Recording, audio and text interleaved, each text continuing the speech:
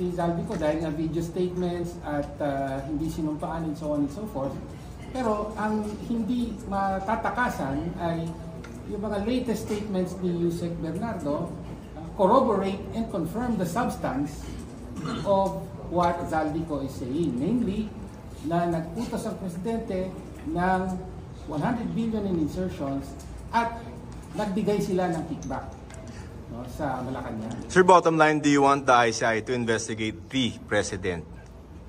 Yes, ultimately, kung siya ang natuturo. Okay. Diba, ang panawagan ng mamamayan, lahat ng sangkot dapat managot. Ngayon, sangkot na pati ang Pangulo. Sa pasabina, ganon. Itigil ba ang investigasyon?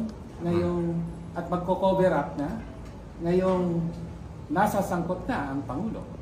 Ibig sabihin, pasabina si President. How do you envision the ICI doing that based on let's take it legal step by base? step. Una, kaya nga, si Zaldico, the government has all the resources to bring him back here. Si Pangulo, ang reaction niya dun sa allegations ni Zaldico, di ba, sabi niya, umuwi ka muna rito, tapos sasagutin ko ang mga allegation mo. No? Sa totoo lang, medyo mapanlin lang yung sagot na yun ng Pangulo.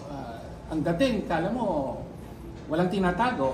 Pero sa aktual, presidente siya ng Pilipinas. Hindi lang, kumbaga kaya niya, he has all the resources of government to make sure that Zaldico returns, is brought back to the Philippines.